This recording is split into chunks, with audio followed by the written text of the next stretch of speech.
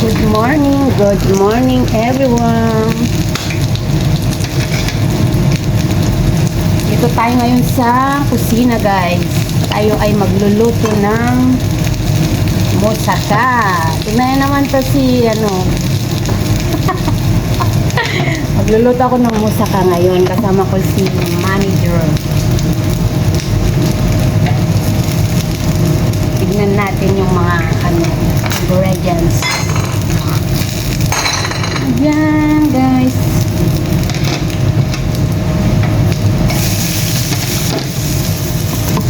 So ayan na guys, maghihiwa tayo ng talong. Maghihiwa tayo ng talong. Hindi ko na may papakita kasi wala tayong naghiwa ko ng talong. Tapos patatas. So, ano ba to? Kulukitya. Ano ba yung kulukitya? Kalabasa. Kung na alam mong kalabasa, patatas, talong. Tapos guys, iihaw natin ngayon. Para ihaw tayo. Ihaw tayo guys. Ayan. Tayo ay mag-ihaw ng mga gulay para doon sa moussaka. Luto tayo ng moussaka. Ito yung mga ingredients. Meat, zucchini, patata, aubergine, talong. At kailangan nating iihaw. Ayan guys, ihaw natin yung mga talong. Ito yung mga ingredients ng moussaka. Moussaka, yung pagkain ng Greek.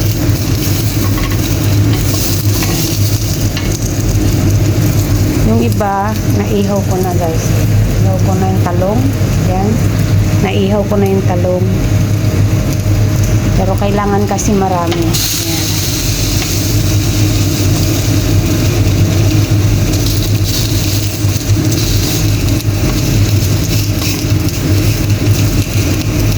Kailangan natin ihaw ito para lumambot. Ayan. Balikan ko kayo agad pag naihaw na guys. Kasi mahirap mag-ihaw pag may hawak na cellphone.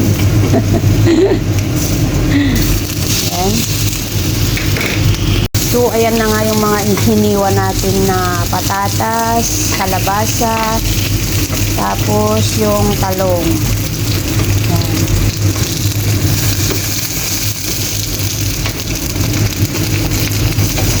Itong moussaka na to, siyang lutuin dahil ang dami mong magagamit na kaserola.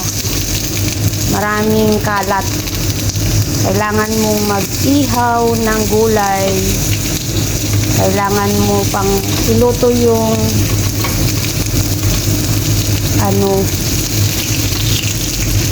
yung karne na ilalagay. Ayan guys. So ayun na nga guys, at tayo ay kasalukuyang na iihaw ng mga gulay. Tapos ito namang karne na to, yung giniling na baka, at isasahog natin. Igigisa pa natin guys. Kaya babalikan ko kayo in a minute. So ayan na guys, patapos na tayo mag-ihaw. Ayan. Oh. Yan na lahat oh. Ayan. Tapos na tayo mag-ihaw, maghiwa na tayo ng sibuyas para igisa na yung karne. So ayan na guys, maghiwa tayo ngayon ng isang sibuyas para doon sa giniling na baka na igisa natin para doon sa moussaka.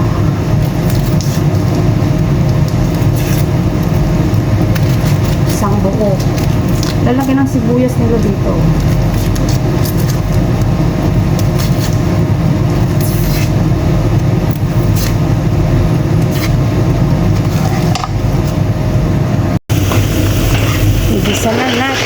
sibuyas.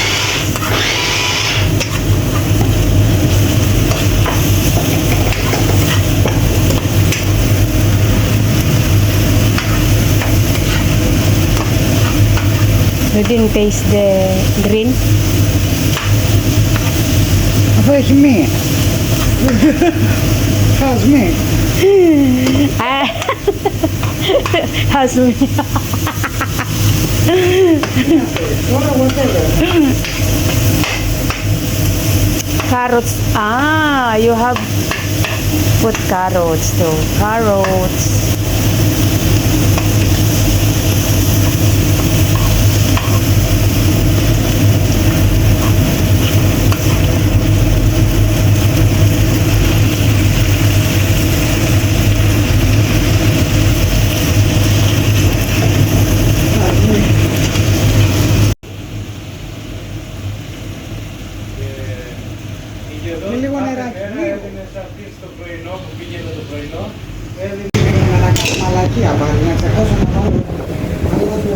Τι έκανες πάλι? Πολύ ρίχνεις. Πουλί ρε. Εσύ μη μιλάτε κανείς. Γιατί πουλί ρε μαντάμ? Δεν είναι πολύ.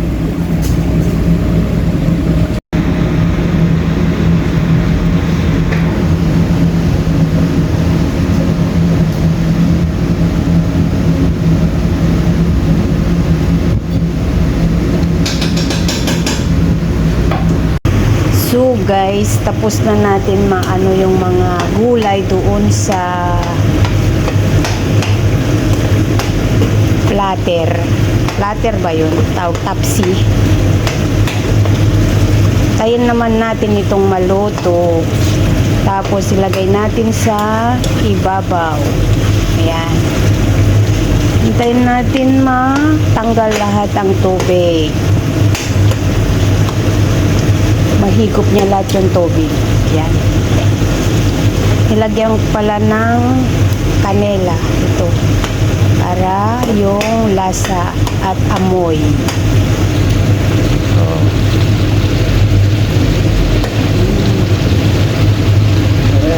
Lagyan natin ng butter para sa bechamel. Guys, gawa na tayo ng bechamel. Bechamel. So, ayan. Lagyan natin ng butter. Butter. Kailangan natin tunawin.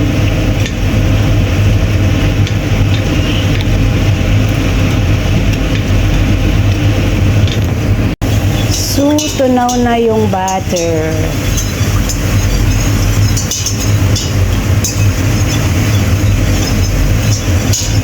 Daming butter oh. Kailangan kasi para hindi mag-stick.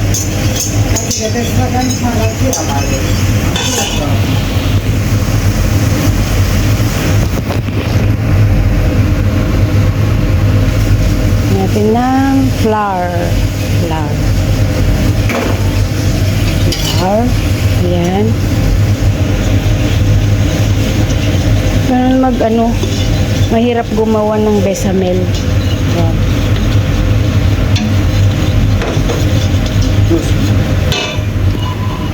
Κράτα εσύ.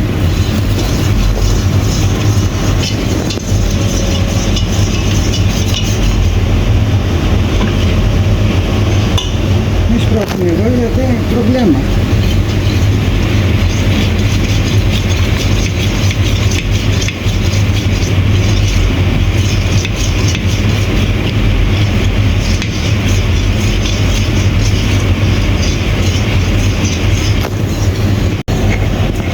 Κάνεις μαλακία, είμαι σίγουρη, σήμερα θα κάνεις μαλακία.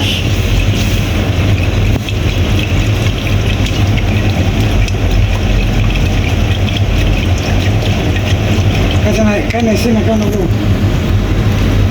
Δεν μπορώ. Έσκασα. Όπα, σιγά σιγά. Oh. Γιατί.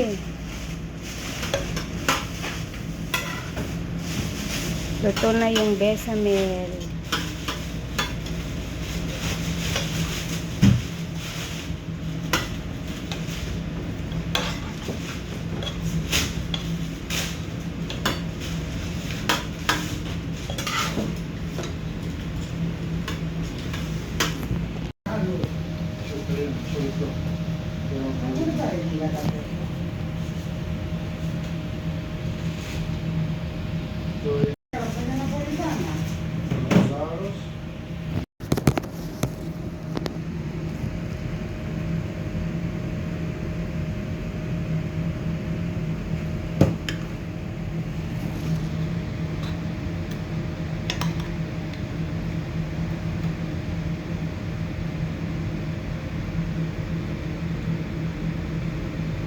Hey, Elizabeth. Very nice.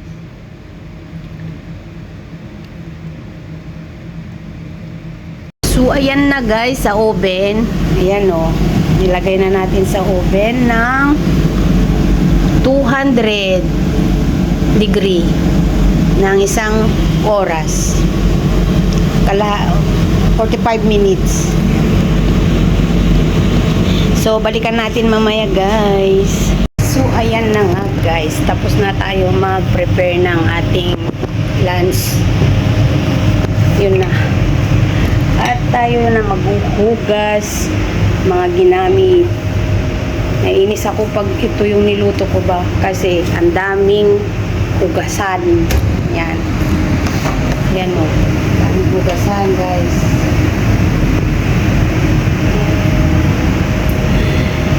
Lahat ng ginamit. Marami kasing kaserola yun. Magluto ka ng ganon. Ang daming kaserola.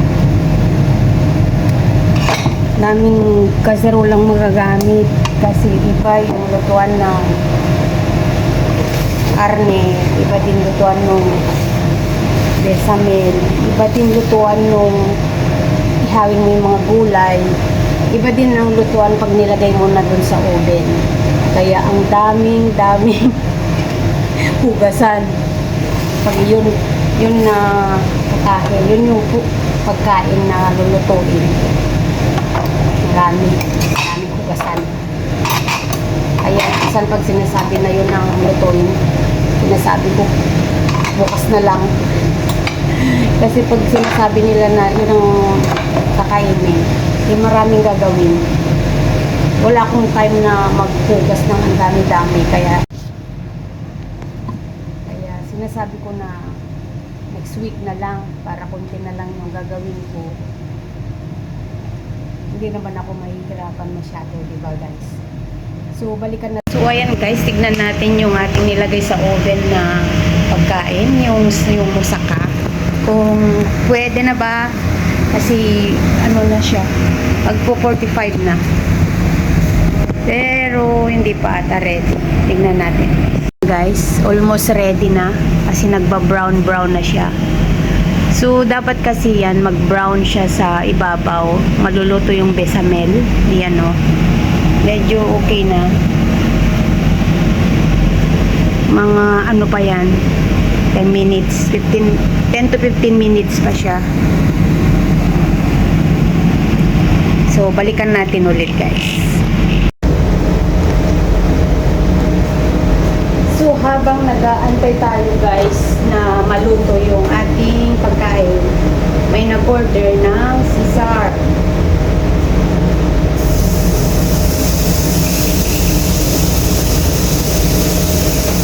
Gawa tayo ng salad na Caesar.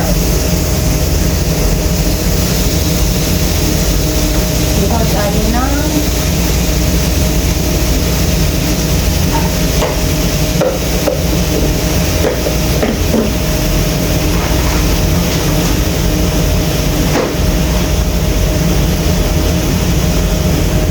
saan natin mag ano guys kasi wala tayong patungan kaya ganyan. May order tayo ngayong Caesar sa mga guests. So gawa tayo.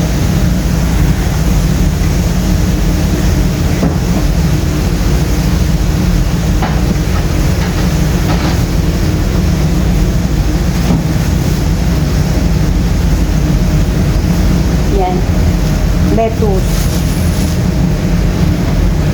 Balikan ko kayo guys kasi wala tayong patungan eh. So yan guys, gawa tayo ng Caesar na order. Balikan ako ng dasal dito mga biglang dumating natin.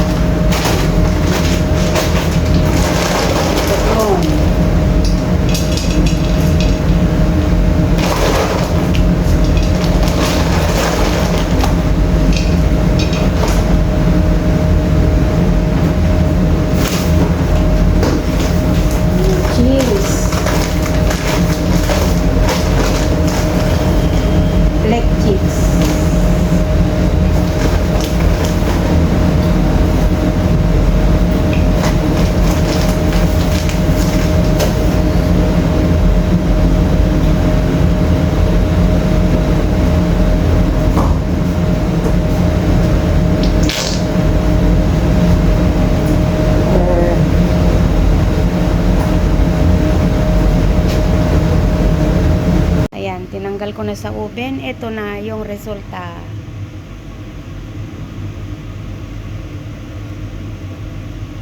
Maganda ang pagkaluto, guys. So, antayin ko na lang silang pupunta dito sa kusina at kakain na. Kain na tayo, guys. Ito na yung musaka na niluto namin ni Madam. Kain na tayo. One bite sa inyo, guys. Ayan, luto na. Patayin na natin. Oh, yun. Oh, galing, oh. Oh, diba? Lutong-luto na siya. Shit, mainit. Oh my God, mainit. Mamaya na lang. So, yan na nga, guys. Ang nagtatapos ang ating cooking today. Musaka is the menu. Kain na tayo. Ito na yung musaka ni Madam. Yan. Tipes? Takbo ng mama. Kaset na yan. Sarap. Very nice. Na, kaloy yun na. That's it? Yes. So, ito na, guys. Sarap.